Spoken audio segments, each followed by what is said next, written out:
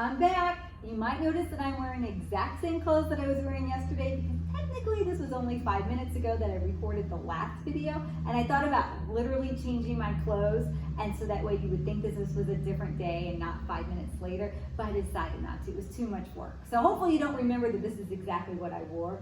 You probably wouldn't have even remembered if I hadn't pointed it out. Stink. Oh well. Anyway, we're about Bible, not about fashion. So remember, we were talking about the same God yesterday, today, and forever. So we were talking about how the books of the Old Testament, how we can learn from them, how we can learn from the Israelites. Remember, we learn from our mistakes, and we can also learn from history, so that way we don't repeat it. So we're going to learn from history. We're going to learn from the Israelites and the law. Does anyone remember what the law? They had another word. It was called, the Jewish people call it the Torah, also known as the Pentateuch.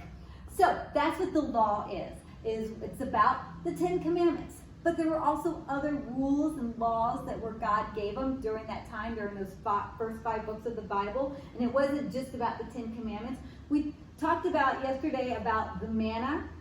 Well, we're going to talk a little bit about that today again. So, rules. What are the rules?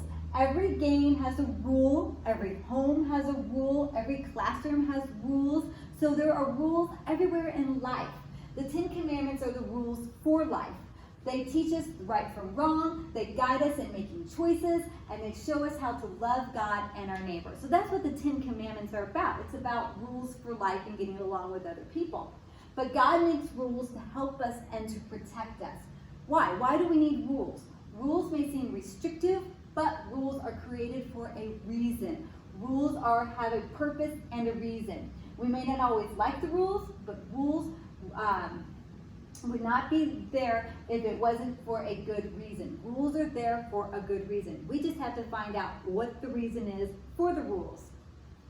For example, I don't know if any of you have seen these rules during quarantine, but these are the rules during quarantine. Wash your hands with soap and water for 20 seconds.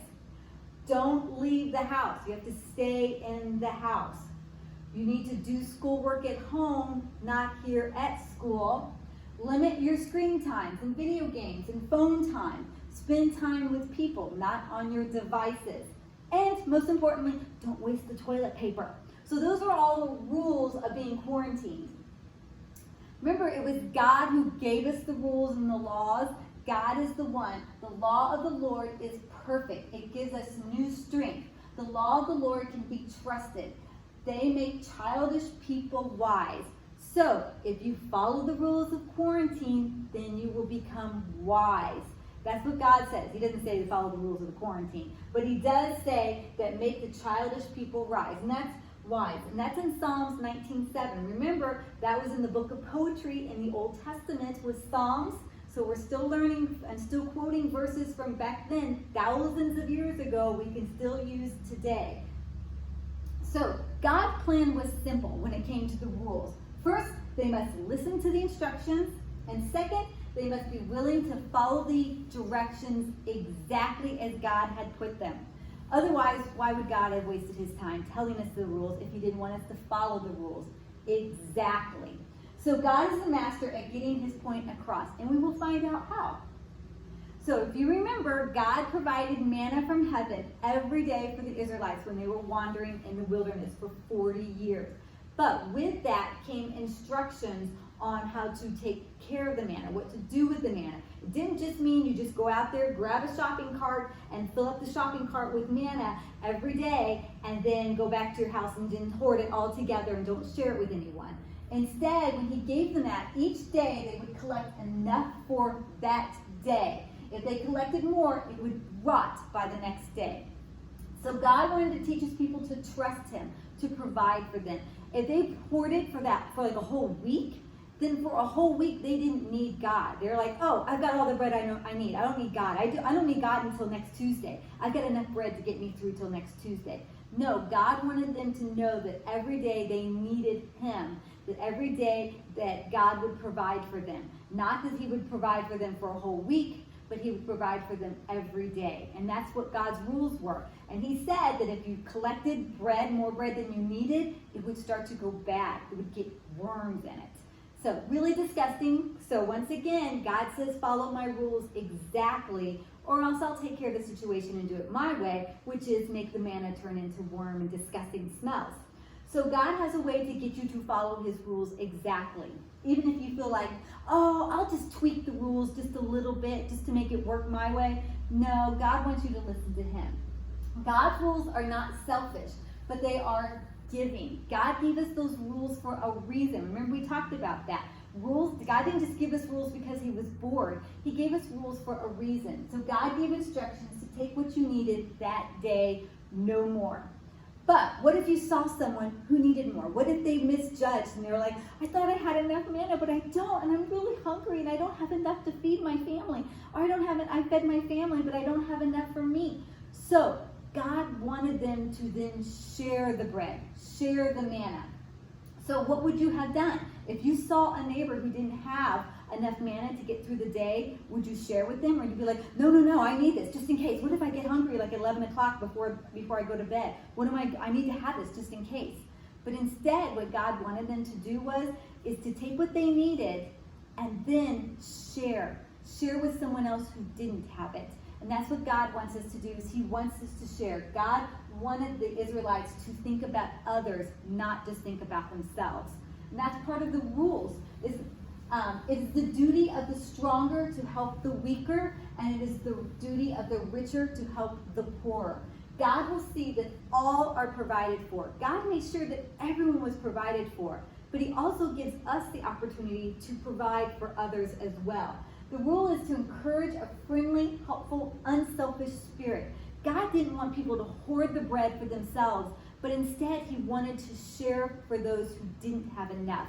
God didn't want this to be all about them and to just take what they needed, but instead take what they needed, but then give to others who needed also. To gather the manna in a selfish way, that's not what God wanted. God wanted to get enough manna to give to everyone. And that's what we need to remember is the golden rule. That's the most important rule that we still use today, is do unto others as you would have them do unto us. So treat others how you would like to be treated. So sometimes the rules are meant for us to share with others. We may think that the rules are just about us, or we may think that the rules are to make our life miserable, but instead, the golden rule is to just treat others how we want to be treated. And that's what it's all about. Is what can I do to make my life better? Or what can I do to make my life worse? There's two different questions there. What can I do to make my life better during this time of quarantine, during this time of staying home with our parents? And what can I do to make my life worse? Well, there's a simple answer to that. Honor your fathers and your mothers as the Lord your God has commanded you, so that you may live long and that you may go well in the land the Lord your God is giving you. That is in Deuteronomy 5:16. Old Testament book, remember? Genesis, Exodus, Leviticus, Numbers, Deuteronomy. So that was in the first 5 books of the Bible, Deuteronomy. It says to honor your father and mother as the Lord has said to do. If you do this, if you honor your father and mother and obey your father and mother, then you will have a great life. Then you will have a great time at home with your family. If you don't honor your father and mother, then you're not going to have such a great couple days and a great couple weeks. Instead, it's going to be a miserable time for you. So you need to listen to what God said thousands of years ago, still relates to today. Honor your father and mother as the Lord has commanded you. It was a rule. It was a law that God wanted you to do then, and he wants you to do now.